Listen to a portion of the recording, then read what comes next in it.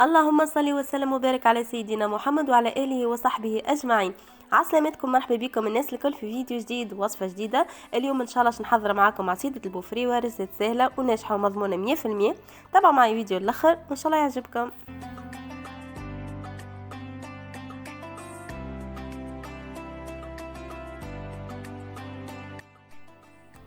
بالنسبة لمقادير وصفتنا اليوم وعصيدتنا اليوم سهلين وبساط على الآخر.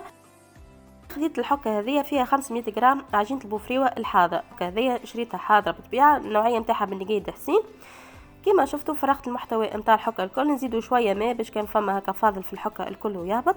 باش ناخذ عليه لتر ونص نتاع ماء، عليه 250 جرام سكر، 250 جرام فرينة وحليب مكثف محلى. باش نستعمل شطر الحكة حسب التقريب 4 مغارف كبار حليب مكثف محلى، وراهو تنجموا تستغنيوا عليه، تنجموا تستعملوا سكر اكاهو، هو جوست لتعزيز النكهه باش يزيدنا بنا هكايا.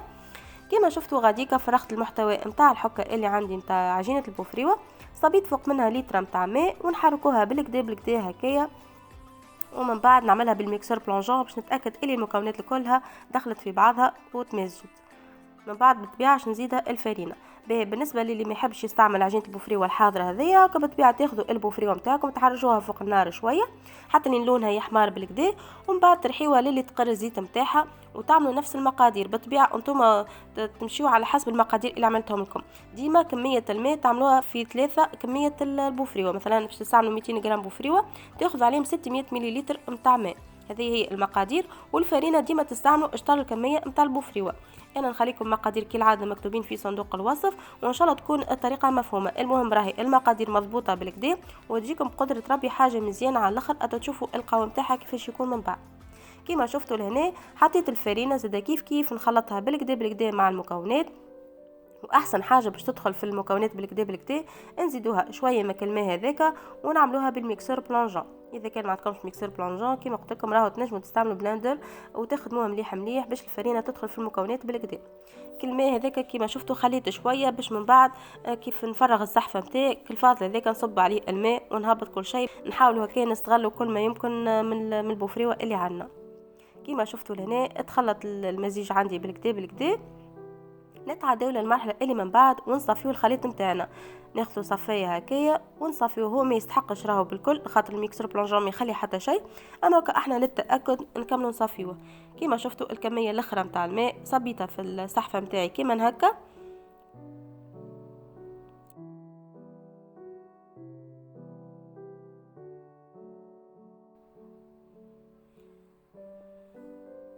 راهو كان تحبوا ما تصفيوش نجموا ما تصفيوش، المهم راكم تتاكدوا اللي ما فماش تكتلات نتاع فرينه. كما شفتوا صفيت الخليط نتاعي بالطريقه هذه، وتو نتعداو للمرحله اللي من بعد ونحطوا نطيبوا العصيده نتاعنا. حطيتها فوق الغاز وشعلت عليها، وتوش نبدا نعصط فيها بشويه بشويه. وسعوا بالكم ديما نقولكم وتوطيوا الغاز على الاخر. من الاول هكا حطيته على نار عاليه، اما دوبه تبدا تشد روحها وانا نوطي عليها على الاخر ونقعد نحرك، ما نبطلش من التحريك بالكل بالكل. وعصيدة البوفري وراهي ماهيش صعيبه، ماهيش كيما عصيدة الزقوق وما فيهاش لا تصفيه لا حتى شيء، معناتها سهله على الاخر، مراحلها بسيطه. كيما تشوفوا لهنا وقت اللي الخليط نتاعي بدا يشد روحه شويه هكا، شفتوا الغاز وطيته على الاخر، ونقعدوا نعصدوها ونخدموها بالكدا بالكدا. ما تخافوش ما كتولات هذيك، راهي عادي جدا في اي نوع نتاع عصيده لازم ولا بد باش تتكتل شويه هكيكا، ومن بعد كي تخدموها بالطرف بالطرف للي تتحل. ما تخافوش المهم، اما لازم ولا البد راهو باش تصير هكيكا حتى ولو العصيده نتاعنا مصفيه، اما لازم نتعدوا بها المرحله هذه. المهم ما تسيبوهاش، راهو اذا كان خليتوها بالحق باش تقعد لكم فيها الكعابر، لازم تخدموها مليح مليح. شوفوا لهنا بعد بمده كيفاش ولات العصيده نتاعي ما شاء الله تلمع لمعان ورطبه على الاخر. وقت اللي نخلط للمرحله هذه والعصيده نتاعي تعقد بالكدا بالكدا، وانا باش نبدا نزيد الحليب مكثف محلى وباش نزيد السكر. كيما شفتوا خديت الحكه نتاعي وباش نحط حسب التقريب الشطر نتاعها. وراهو كيما قلت لكم تنجموا تستغنيوا عليه الحليب مكثف محلى، تنجموا تستعملوا السكر اكاهو.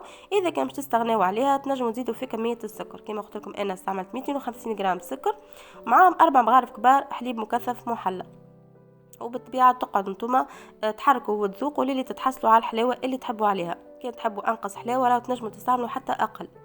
ولهنا كملت اخر حاجه حطيت السكر نتاعي، كيما تشوفوها اللون نتاعها باش يزيد يغماق. وتزيد تجرى شويه، ما تقعدش يابسه معناتها عاقده برشا، تزيد تجرى شويه. المهم القوام تاعها مثالي على الاخر، صدقوني ياسر ياسر مزيانه، ماهيش ثقيله برشا. معناتها كيف تهزوا المغرفه بعد ما تبرد المغرفه تطلع معاكم كيما الياغورت دانيت بالضبط، معناها هكيكه حاجه طريه تطلع معاكم، ماهيش تتقص قصان، ماهيش يابسه وماهيش جاريه زاده على الاخر. هذا هو القوام المثالي متاع العصيده متاعنا، وهذا القوام اللي تحصلت عليه كيما شفتوا لهنا. وقت اللي بدات تبقبق وانا باش نطفي عليها الغاز ونمشي نصبوها في السحفات متاعنا. بالطبيعه السحاف لازم يكونوا حاضرين قبل بوقت باش من بعد العصيده نصبوها طول. راه اذا كان يبسد من بعد العصيده ما عادش نجموا نصبوها. كيما عصيده الزقوق بالضبط، كيما اي نوع متاع عصيده لازم طول من نارها تصبوها في الكيسان.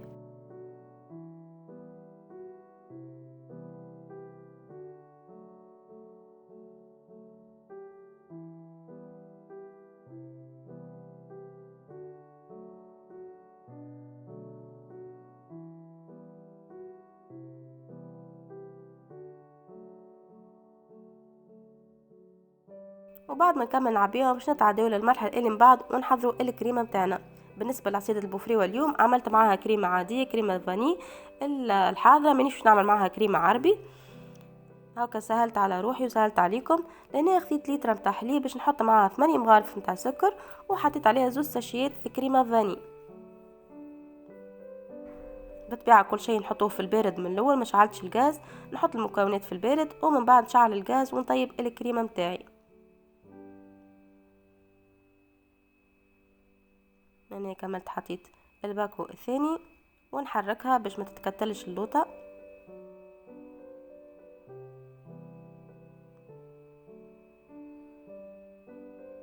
بالطبيعه بعد ما تتحرك بالكدا بالكدا ويدخلوا المكونات في بعضهم وتذوب الكريمه، وانا نحل عليها الغاز.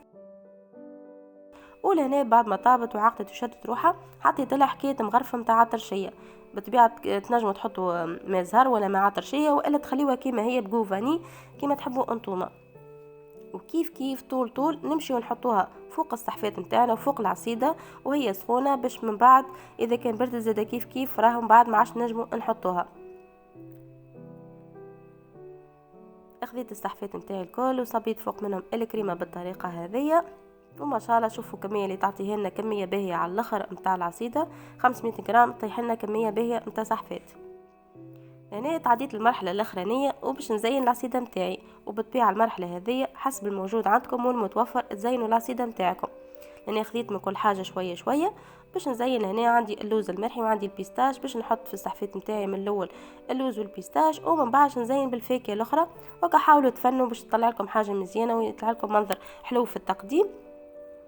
هاكا من كل حاجه استعملت شويه شويه، عندي شويه لوز شويه بيستاش شويه بندق شويه لوز مقصوص جويد، عندي زوزه عندي نواه كاجو، حاسيلو من كل حاجه شويه شويه. هاكا المهم نخرجوا حاجه مزيانه في الاخر وبريزونتابل.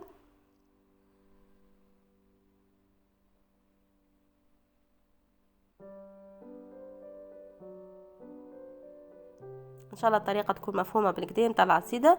المقادير نخليهم مكتوبين في صندوق الوصف، اعتمدوا نفس المقادير، حاولوا ليه تجيكم عصيده ناجحه بالكدا. اذا كان حسيتوها باش تيبسلكم برشا ولا حاجه ولا تستحقوا تزيدوها ماء وتنجموا تزيدوها، خاطر ديما نقولوا النوعيه نتاع الفرينه راهي تختلف. بالنسبه للفرينه اللي استعملتها انا فرينه ورده ننصحكم بها، خاطر بالحق ديما كي نستعملها في العصايد تعطينا نتيجه مزيانه على الاخر ونتيجه مضمونه وناجحه 100%، والقوام اللي الناس الكل تحب عليه في العصيده. انا هوك عطيتكم حسب تجربتي انا شنو استعملت، وانتم بالطبيعه عليكم الحريه شنو تحبوا تعملوا.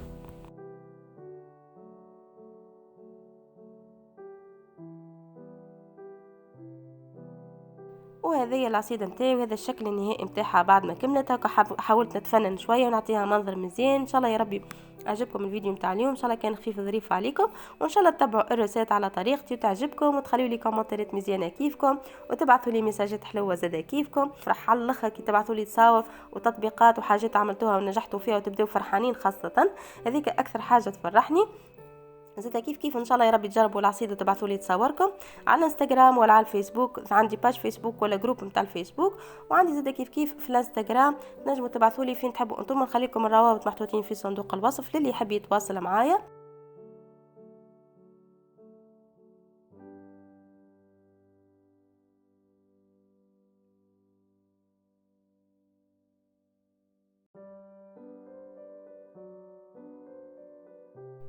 وتوصلت معكم لنهاية متاع الفيديو. كي العادة ما تنساش باش تحطوا لي جيم وكومنتير وتبارطاجيو الفيديو مع حبايبكم واصحابكم، واللي تفرج فيه اول مره نقولوا ما تنساش تشترك وتفعل الجرس بيوصلك كل جديد. وتوم بقالي كاش نقولكم بسلامه وفي امان الله. نتلاقى معكم ان شاء الله فيديو اخر ووصفه اخرى، وبسلامه.